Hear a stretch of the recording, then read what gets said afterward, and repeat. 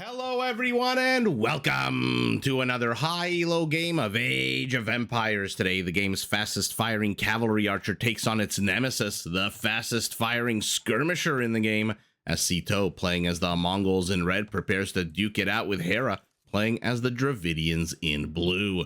Now, while the players heard their herdables explore their immediate elephant-infested surroundings and try to get their butts up to Feudal Age ASAP, not a bad time for us to take a look at the Civ matchup we are going to be watching today. Now, the Mongols, we've seen them a lot lately, an incredibly fast cavalry-centric civilization. Their scout line units come with extra line of sight right from the very beginning of the game, which makes their scouting fantastic. Their cav archers fire 25% faster. Their scout line units and step lancers both come with progressively more HP as the game goes on, starting in the Castle Age. And their unique unit, the mYi, is a fast-firing quick cavalry archer with an attack bonus against siege. Now, speaking of siege, to keep up with this very lightning-fast army on the battlefield, the Mongols can actually upgrade their siege units to move 50% faster.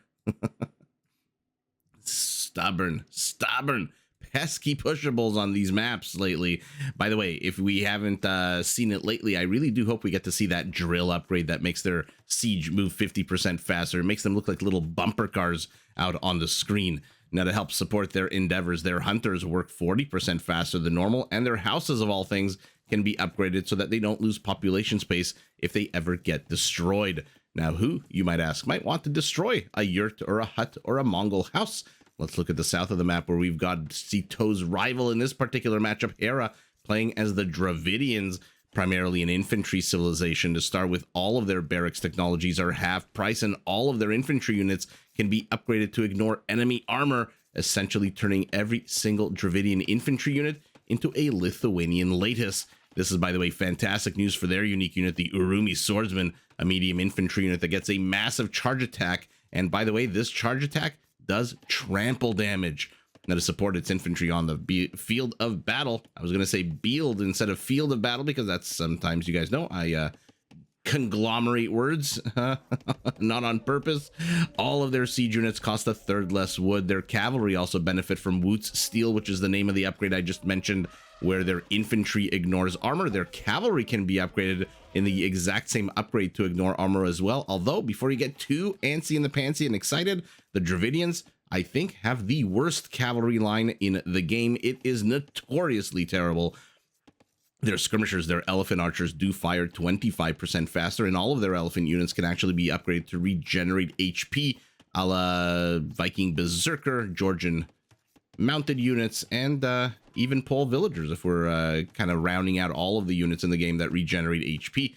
Now, to support their military, Dravidian fishermen do carry 15 extra fish while they go fishing, and we'll take a look at the map once we hit the explored all view all option to see whether or not there is any seafood on this map at all. And every time you go up to the next age, you do automatically get 200 wood for free. So I will try my best to keep an eye on Hera's side of the screen once he clicks up to feudal. That 200 wood, by the way, does help very much in the earlier stages of the game, and even in the middle stages of the game, when you can spend some of it on some of that discounted siege.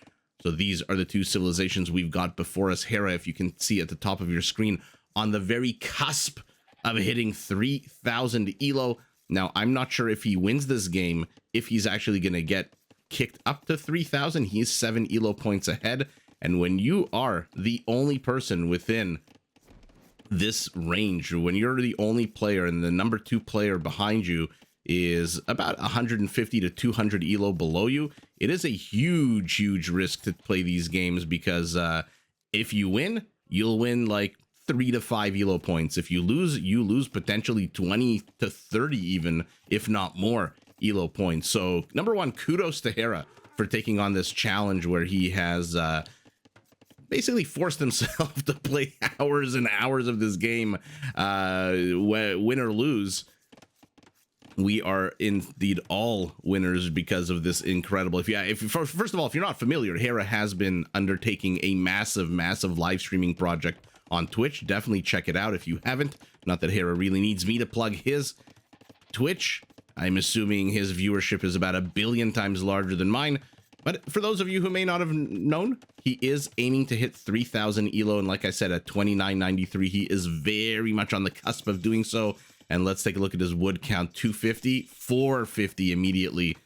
Although I think it went from 260 the last second there. So let's take a look at the map, and we'll see whether or not Sitaux will be the one who donates Elo points with an L, or whether Sitaux is the one who knocks Hera even further behind his quest to go up to 3K. First of all, Dravidian fisherman. Okay, a little bit of fish. Nothing really too crazy. I don't expect that feature to come in this desolate Arabian surroundings. Let's take a look as both players hit the Feudal Age. Both players getting horse collar and double bit axe for each other. Where they have spawned our Mongol primary gold off to the side. Stone nice and secure to the back, as is a secondary patch of gold. And then extra gold and stone in the forward position, annoyingly outside of the town center limits. But a nice little forest in the forward position here for our Mongol, who looks like he's beginning to wall off certain portions of his base. Barry's also in the forward position, but walled in behind a barracks and an archery range. Attack path between the two bases, full of forests. So not an easy A to B, it doesn't look like. Our, well, bear with me.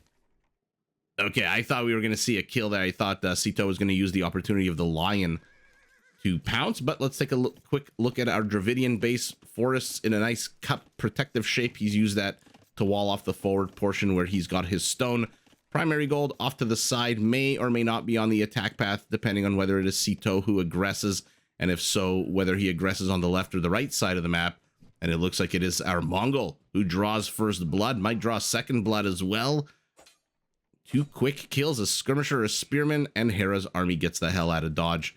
Scout is at half HP, but this scout is even worse, so Hera might risk it. Ooh.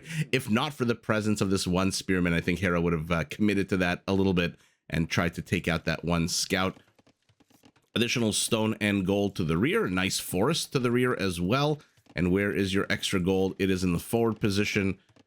And where is your nope, that's essentially it. 1, 2, 3, 4, 5 resources located. Hera, by the way, also has a nice forest to the rear. So decent starting positions for the bases. And one of those situations in Age of Empires, rare as it is, where the spawns are kind of mirrored and symmetrical. One player spawning approximately in the 12 o'clock position. One player approximately in the 6 o'clock position. Okay, Hera does manage to get his first kill, that one injured scout. And so no more scouts for our Mongol. Our cavalry-centric civilization has gone full feudal skirmisher, 1 spearman play. So like I said, decent bases for both players. If they decide to wall themselves in, which Hera looks like he's doing the Mr. Yo enclave bean shape, then we might get to see a nice protracted long game between these two civilizations. For now, though, what we are witnessing is what some players call perhaps the worst thing in this game. Makes it literally unplayable, which is skirmisher wars in the Feudal Age. Both players sitting on 30 villagers. Both players sitting on 11 army count. Both players, 10 skirmishers. One player has a spearman. One player has a scout all the way to the right side of the screen. And Hera doing what he does with these scouts when they get injured. Now he's down to 2 HP. He is sending them out on the map to explore. And of course, right as I pivot away, a few more kills are added to each player's belt notches. So far, nothing too crazy. Is anyone banking any resources? It looks like our Mongol is going up to 400 food. Hera, for his part, continuing to dump food and wood into skirmishers. And take a look, even without any upgrades or anything, attack reload time, 2.4 seconds compared to the usual 3, which I believe makes my intro accurate. Let me know, by the way, in the comments. I think I'm accurate. I think the Mongol cavalry archer is the fastest firing. They do get thumb ring. And the Dravidians also get thumb ring, and their skirmishers fire faster. By the way, the same 25% faster firing rate for both types of units. So I'm very curious to see how this all plays out. Whether or not Hera will succeed with the Dravidians, which he has been known to make fun of. A bunch of nonsensical light drama in the Age of Empires community between him and the Viper. I don't think it was actually like drama with a small d, because I think it was all in fun and all in jest about whether or not the Dravidians are a good civilization or not. Now, whether or not this is walled in, I have no clue. It looks like one area needs to be walled in. This Your guess is as good as mine whether or not the barracks on the higher elevation is in fact touching and kissing that one house. Ooh, ballsy move out of here. I mean, he could stumble on this shrub and lose this scout. Okay. Needs a scouting, I guess. My goodness, I'm trying to click on that blue unit. Does see the lumber camp, does see the gold miners. So he's getting a good amount of scouting, but at any moment, one of these villagers can just walk forward. Or maybe even just the skirmishers. Okay. How many skirmishers does it take to kill a scout? Oh my god. He's still not dead. This is incredible. I'll just follow along on the journey of this scout as he runs around the internal guts of this Mongol settlement. We'll keep an eye on his line of sight. Remember. Oh, never mind. My apologies. Remember this again. Just one little nick from a cutlass, from a javelin, from anything, and this guy is absolutely dead meat. I think I saw a spearman walking around here. Yeah.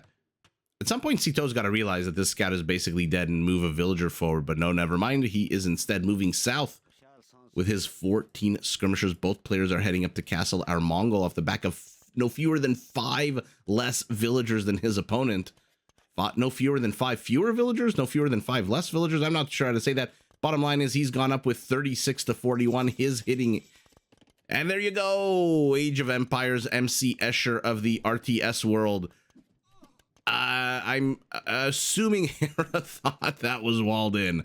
Now losing a skirmisher, 2 skirmishers is not exactly the end of the world here. So Hera luckily escapes relatively unharmed. These were just basic skirmishers. If they were elite, maybe a bit of a bigger issue here, but Sitaux has hit Castle Age light years ahead of his opponent. Siege Workshop is coming kind of forward. Steppe Lancer has revealed itself. In comes that one scout that still has, oh, look at that. Now it has 1 HP. What the hell managed to get 1 HP off of a 2 HP scout without killing it? I don't know. Probably a skirmisher javelin? In any event, I am very committed to this one scout. I don't know why. I just feel a gravitational pull to see what the hell ends up happening with the scout. And of course, you know what that means. By the way, 500 would become 700 right as Hera hits castle. You know what that means. It means I'm going to, of course, 100% miss the death of this unit. But I'm keeping my eyes peeled on the minimap as we've got our first villager kill of the game here. Elite skirmishers now have busted their way into this Dravidian settlement. Hera with a quick wall off to the left, a quick wall off to the right, ensuring that if the Mongol wants to push in, he's going to have to pay the HP price and lose a little bit of HP. Now, Steppe Lancers, not exactly the craziest in terms of armor. Somewhere between a camel and a knight. They also have a 1 range, so if Sitaux just right-clicks on these skirmishers with 1 minimum range will still be able to attack the Steppe Lancers, which means you need to micro them well, but Sitaux, forget the skirmishers. He is going straight for the frickin' villagers. 7, 8 villager kills, 9 villager kills. In the meantime, putting on kind of pressure on the front with a mangonel, but eventually this force of Steppe Lancers does get got, but they managed to get 10 extra villager kills. Holy moly. Well, there goes that villager lead that Hera had a minute ago. And another band of Steppe Lancers moves forward. Oh, this is so bad. This is so bad for the Dravidian. 2 more villager kills added. Okay, but Hera managing to wall himself nicely, meaning that the Steppe Lancers have no more villager targets. They go for a second after the mangonel. They go for a second after the villager. And now Hera, despite losing 13 villagers, his actual strategic position militarily has not changed. Wall-off is still up to the left, still up to the right. Town center still deterring, at the very least, the skirmishers from walking forward. And without the skirmishers, like I said, the Steppe Lancers currently have 2 pierce armor against the 5 attack. So 3 damage to a unit that has 92 HP. Ugh, not great. And now they're risking it on the right side. They're risking it on the left side. Sitaux is absolutely going crazy militarily right now. What has he built here as well? Just houses. Okay. So he's running low on wood. He's running low on gold. Hera has decent resources for somebody under siege. And now our Mongol is starting to add in much heavier cavalry with the knight play. But a good mangonel hit there. Clips 2. We'll get a third. Oh, I thought you for sure would have gotten that. The transition, the switch rather, into knights, absolutely epic out of Sitaux. Realizing the step lancers, as cool as they are, with their 12 extra HP. Because remember, these units come with 60 HP, then Bloodline takes that to 80, and then you get 20% extra HP just because you're a Mongol. You know, you just you get a little perk of being a Mongol. Goes that 20%, by the way, applies to the base of 60. It doesn't factor in the Bloodlines. So 60 plus 12 plus 20 gives you a 92 HP unit. But the knight is a much tankier unit, 120 HP, 2 base armor of both kinds.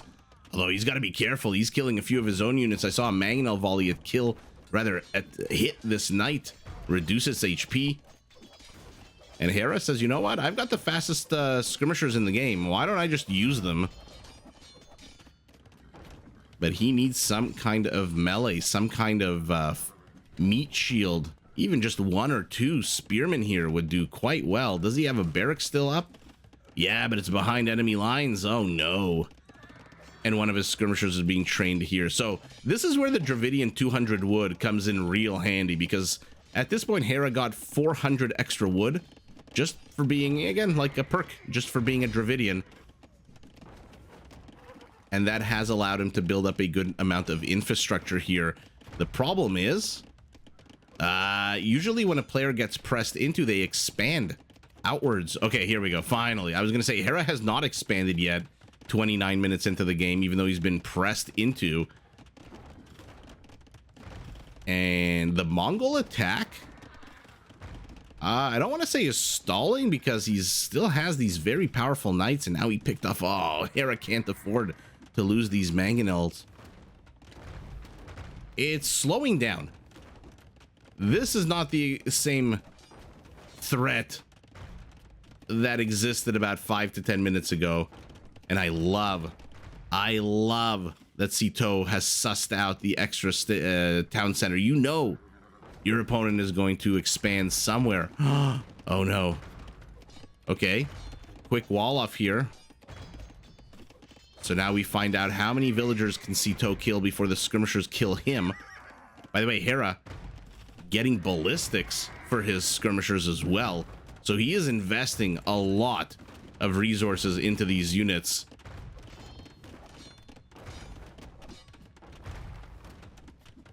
Okay. His discounted mangonel. Ooh. Ouch. Remember, while the Slav discount is a flat 15 across all resources, the Dravidian discount of 33% is just for wood. Which, to be fair, I don't think Hera is going to have an issue with 10 villagers on gold. Should be able to pump out 1 or 2 mangonels here and there. But, oh, now he's starting to lose skirmishers with mango volleys. Oh, no. Oh, noes. That being said, Mongol mangoes are down. Right up until another one shows up. Army count, Hera is ahead, 10-6. And yet again, the town center is still up. If he can take these mangonel, but again, he needs some kind of unit. Even 1 or 2 spearmen will make these knights second guess their decision to engage underneath the town center. Hera is running dangerously low on resources. Oh no, the things are not looking good here.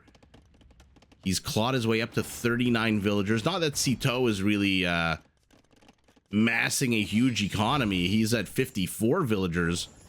Honestly, the villager difference is primarily the kills that our Mongol got earlier on with the steppe lancers here, and a few more added to the south with the knights. But now monks are out.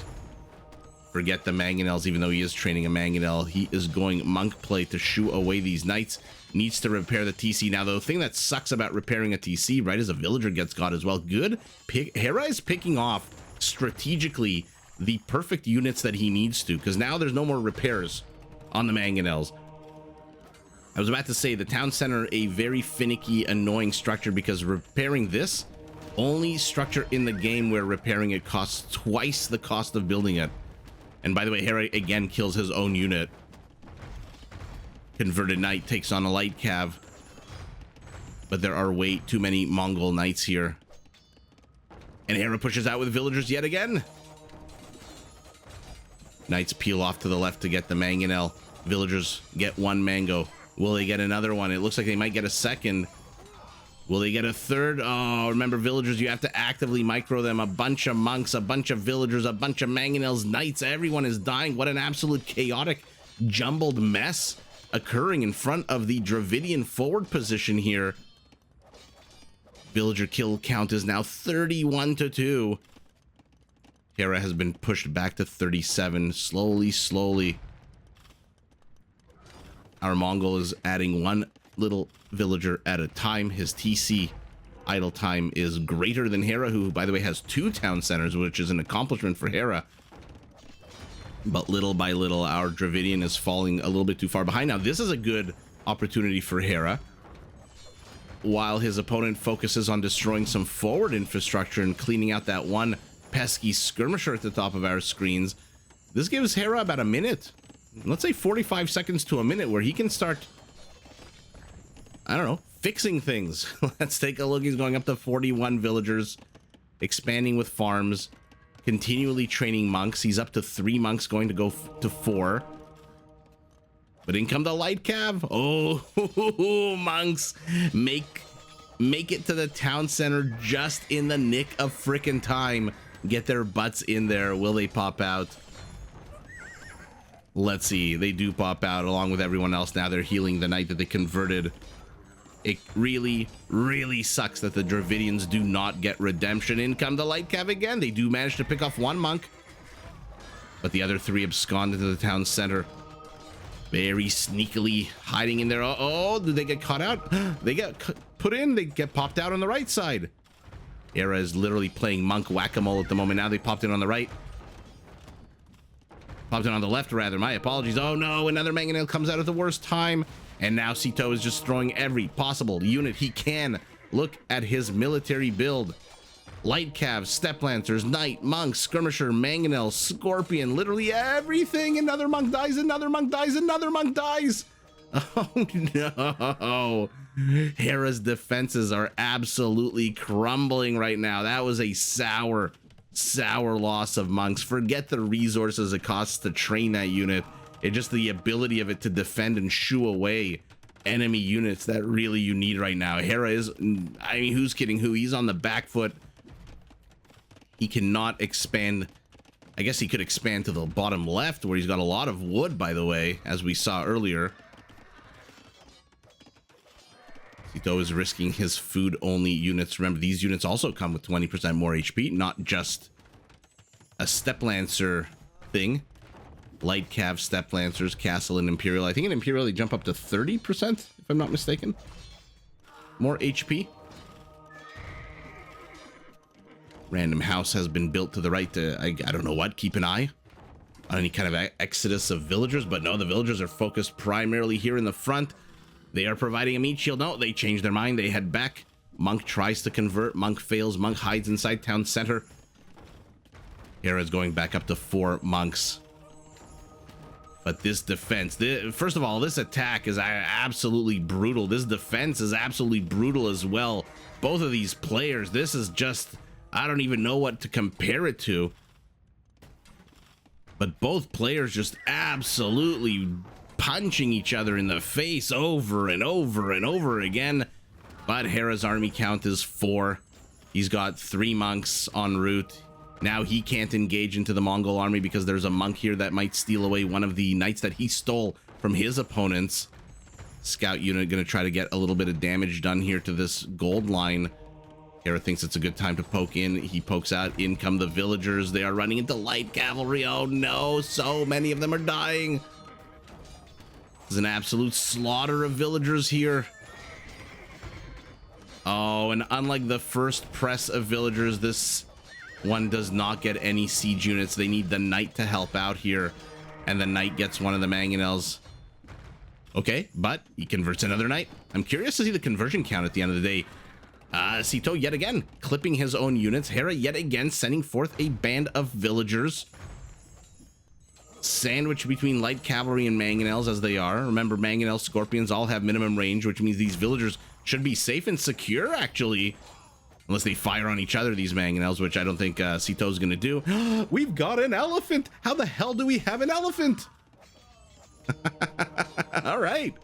I mean, look at Hera's gold. 1,300 gold. This is what happens when you basically train a few monks to teeth your opponent's heavy cavalry units, and then the rest is just skirmishers. You have an absolute elephant transition at the 43-minute mark of the game. Not something I expected to see. Absolutely not. Light cav are going to get wrecked here by the town center, but before they do, how many villager kills will they get? I mean, Sitaux's up to 66 villager kills. Hera is being as stubborn, as tenacious as he possibly can be. Monks popping into the town center.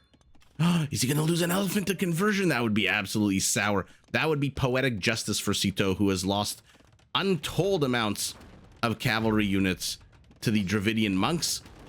If he manages to get that elephant rather, because as excited as I am, it's still just one elephant on the field. Hera is training an archer. In come the light cav again. Pop him in.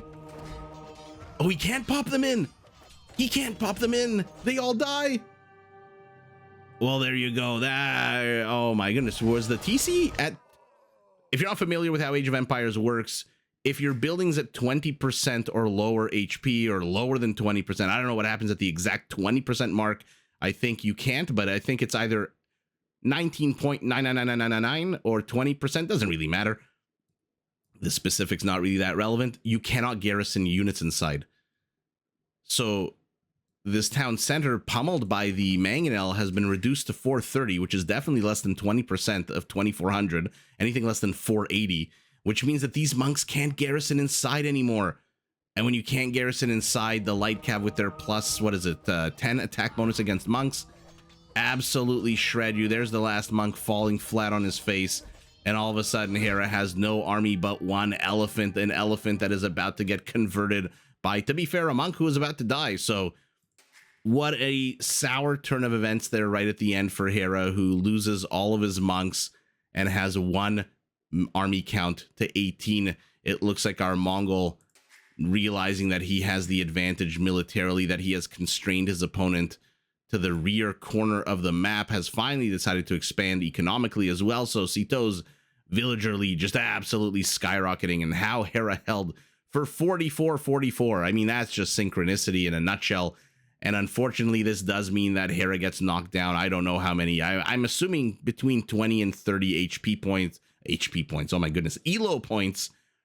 And Sitaux managing to stop the progress to 3K in an absolute epic display of Mongol aggression. He literally threw everything he could. The only thing he didn't throw was that one the cav archer that I mentioned right at the beginning of the game, being the fastest firing cav archer. That's literally the only unit we didn't get to see on a horse. Everything else was mounted. Everything else was moving forward. I should say on a horse, not camels or anything like that. But wow, Hera holding on. I'm really wondering why, with the resources that he has, he didn't expand. I mean, is it because this was all hilly? And he couldn't, where could you even put a town center here? I guess you could put one here. Not a great location. I'm really struggling. Maybe here in the back and wall this off, and then you've got yourself a nice secure wood line. Not that wood was really an issue for him. More of an issue was just losing villagers over and over again. And what an absolute boss hold for 44 minutes to hold on against the Mongol assault when you've lost 62 villagers. And Sitaux at the end of the day, 143 kills to 97, which means Hera has technically killed more military with the defender's advantage. 41 skirmishers to 20, 35 light cav to 14 monks, knights to mangonels. So, I mean, I don't know who wins this. I really don't know who wins this battle. It comes down to micro and defensive structures. How many kills did the town center have? 32 kills. A third of Hera's kills were from this town center. And let that be a lesson to you as static defense structures and creating a wall off to the left, the right, and a funnel. It does work sometimes. 4 kills for this TC. But this, what an absolute boss town center. What do we think the conversion count was? It's got to be at least 15, right? We'll take a look at that after the economy. No big surprise that the Mongol economy was absolutely light years ahead of Hera's, controlling the entire game, the pace, the map, all of it. I thought 15. Really? 6-5? That seems a little low. I got real excited for this. I apologize. Raising 7-0. So unfortunately for Hera, he does get pushed back from his 3K goal, but Hera hopefully is undeterred and continues reaching for the stars, because if he hits 3K, first of all, he was the first to hit 2,900, and if he hits 3K, that's just going to be an Age of Empires historical event. Historic? Yeah, let's say historic event. Unfortunately for now, Sitaux knocks him down. Again, I'm going to look after this game. I suspect it's between 20 and 30 Elo points, just because Sitau's Elo is almost 300 points below his opponent. So kudos to Hera for taking people on who, with one loss, knock him back to the point where he probably needs like 10 victories to recoup the HP points from one loss. I'm going to repeat that. If Hera loses one game, he needs to win 10 more just to get to the position he's at. And he's not playing me, for example. He's not playing, I don't know who, somebody with 700 Elo. He's playing against Sitaux. He's playing against MBL. He's playing against heavy hitters. So kudos to Hera for taking on this challenge and showing us tenacity and really like live streaming hours and hours and hours, which is, believe me, as an Age of Empires content creator, it is not an easy thing to just put in hours and hours and hours into this. But in this particular game, in this particular matchup, the aggression of the Mongols could not be held. Well, it could be held for 44-44, but ultimately the Dravidian settlement just succumbs to the absolute onslaught. Way too many villager kills, way too far economically, and now this one sour turn of events where those monks could not run into the safety, even though that may have prolonged the game a few minutes. Ultimately, who knows? But the death of the monks, the conversion of the elephant, which is pretty much imminent right now, because now the monk can have free reign. No longer a threat is this town center, because no villagers can garrison inside, and there's no Tigui upgrade here, so it does not fire arrows when ungarrisoned. And so the monk can basically just chase the elephant anywhere, everywhere, and convert it. And with that conversion, Hera will drop down to 0 army count. But ultimately, what an absolute epic push, an absolute epic hold. And the real winners, not to sound too corny, are us, the viewers. But in this particular matchup, it is Sitaux who gets the W, but GG to both players. Did you enjoy this video? Check out these other clips and make sure to subscribe and enable notifications so that you're notified of my latest uploads.